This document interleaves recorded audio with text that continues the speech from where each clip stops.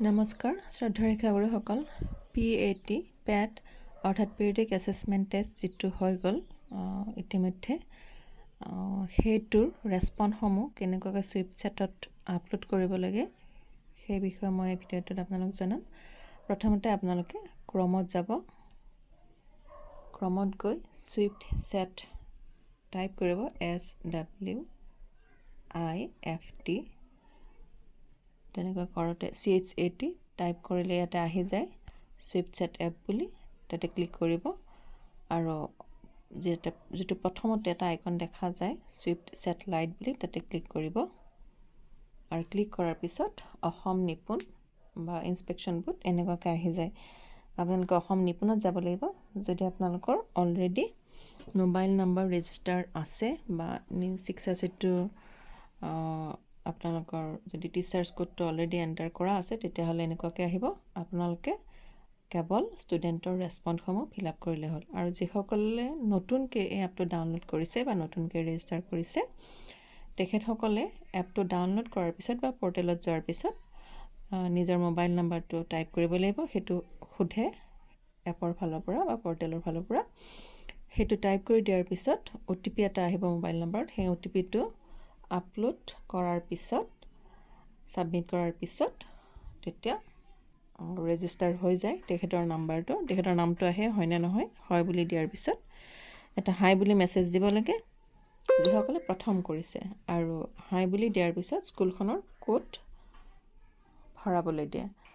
এতিয়া মই কোডটো অলৰেডি ভৰাই থোৱা আছে, তথাপিতো মই নতুনকৈ ৰেজিষ্টাৰ কৰি আপোনালোকক দেখুৱাম। এই 4টা বুটামত ক্লিক কৰি আপোনালোকে হোম মেনুলৈ যাব পাৰে, য'ত আপোনালোকে লেংগুৱেজ চেঞ্জ কৰিব পাৰে, বা যদি অন্য শিক্ষকে ডাটা ভৰাব বিচাৰে তেতিয়াহ'লে তেখেতেও ভৰাব পাৰে। মই নতুনকৈ মোৰ নাম্বাৰটো ভৰাই দিছোঁ। মোৰ মোবাইল নাম্বাৰটো অন্তৰ্ভুক্ত হৈ আছে, অলৰেডি ৰেজিষ্টাৰ হৈ আছে, গতিকে মোৰ নামটো আহি যায় হয়নে নহয় মই যদি হয় দিব। তাৰপিছত স্কুলখনৰ ডাইচ কোডটো টাইপ কৰিব লাগিব। এজন শিক্ষকে যিখন স্কুলৰ 662ত অন্তৰ্ভুক্ত হৈ আছে বা সোমাই আছে সেই স্কুলখনৰহে ষ্টুডেণ্টছ ৰেছপন্স ফিল আপ কৰিব পাৰিব পেটৰ, বেলেগ স্কুলৰ নোৱাৰে। গতিকে স্কুলখনৰ কোডটো টাইপ কৰি দিব।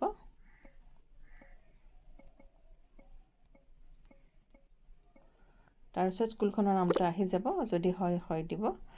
আৰু ইয়াৰ পিছত টিচাৰ্ছৰ কোডটো সোধে, আৰু টিচাৰ্ছ কোডটো যেতিয়া টাইপ কৰিব আপোনালোকে লক্ষ্য ৰাখিব আগত যাতে 18টো ভৰাই দিয়ে।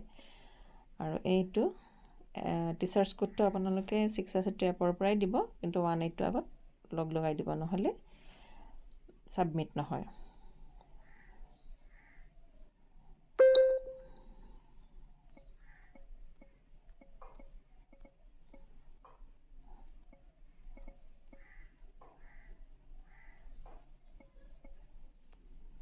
আৰু যদি এইটো ভুল হয় তেতিয়াহ'লে আকৌ ভৰাব লগা হয়, আৰু যদি শুদ্ধ হয় আপোনালোকৰ নামটো আহি যাব আৰু পদবীও আহি যাব। যদি হয় ক্লিক কৰিব।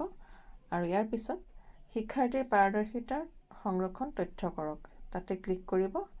কৰাৰ পিছত ক্লাছ ছিলেক্ট কৰিব লাগিব, যিহেতু পেটটো 1 আৰু 2 হৈছে ৰিচেণ্টলি, গতিকে 1 আৰু 2ৰ আপোনালোকে তথ্যসমূহ সংৰক্ষণ কৰিব। মই 1টো ক্লিক কৰি দিছোঁ।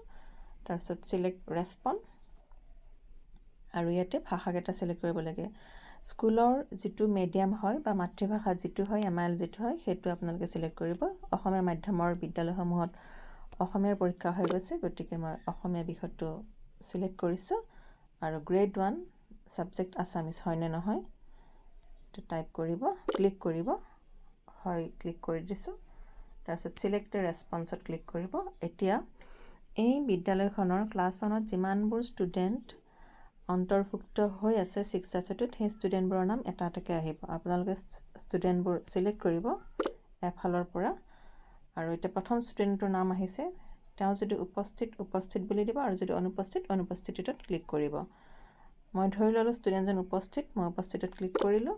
তাৰপিছত মূল্যায়ন আৰম্ভ কৰকত ক্লিক কৰিব আৰু জৰীপ পুনৰ আৰম্ভ কৰক, নেক্সট তাতে ক্লিক কৰিব। আৰু তাতে ক্লিক কৰাৰ পিছত কুৱেশ্যন পেপাৰখন আহি যাব, যিটোৰ পৰীক্ষা অলৰেডি তেওঁলোকে দিলে অসমীয়াৰ ক্লাছ 1 আৰু 2ৰ। আৰু ষ্টুডেণ্টে যেনেকুৱাকৈ ৰেছপন্ড দিছে সেইমতে শিক্ষকে ফিল আপ কৰিব। ধৰি লোৱা হ'ল প্ৰথম ষ্টুডেণ্টটোৱে এই যে 5টা বাক্য শিক্ষকে ক'ব আৰু সেইমতে ষ্টুডেণ্টে ছবিটো মিলাব। যদি ষ্টুডেণ্টে সেই গোটেইকেইটাৰ আনচাৰ পাৰিছে বা 4টাৰ শুদ্ধকৈ পাৰিছে তেতিয়াহ'লে প্ৰথম 3 ষ্টাৰটোত দিব, আৰু যদি 3টাৰ পৰা 2টাকৈ শুদ্ধকৈ ক'ব পাৰিছে বা মিলাব পাৰিছে তেতিয়াহ'লে 2 ষ্টাৰত দিব, আৰু যদি এটা পাৰিছে 1 ষ্টাৰত, যদি এটাৰ পৰা নাই শেষৰটোত দিব। গতিকে ষ্টুডেণ্টে যেনেকৈ ৰেছপন্ড দিছে সেইমতে শিক্ষকে ইয়াতে ক্লিক কৰিব আৰু শেষত সংৰক্ষণ আৰু অব্যাহত ৰাখক, অৰ্থাৎ ছেভ এণ্ড নেক্সটত যাব। আৰু পিছত নেক্সট প্ৰশ্নটো আহিব। গতিকে এই নিৰ্দিষ্ট ষ্টুডেণ্টজনে যেনেকুৱাকৈ তেওঁ আনচাৰ দিছে সেইমতে শিক্ষকে ইয়াতে সংৰক্ষণ কৰিব আৰু নেক্সটত যাব। এনেকুৱাকৈ এটা ষ্টুডেণ্টৰ এছেছমেণ্ট হৈ যোৱাৰ পিছত বা তেওঁৰ তথ্য সংৰক্ষণ হোৱাৰ পিছত নেক্সট ষ্টুডেণ্টজন অট'মেটিক আহি যাব। শিক্ষকে ছিলেক্ট কৰি কেৱল ৰেছপন্সসমূহ আপলোড কৰি থাকিলে হ'ল, আৰু শেষত গোটেই ক্লাছ 1ৰ হোৱাৰ পিছত ক্লাছ 2টো ছিলেক্ট কৰিব। তেনেকুৱাকৈ কৰি শেষত ছাবমিট কৰিব। আশা কৰিছোঁ আপোনালোকে বুজি পাইছে। ধন্যবাদ।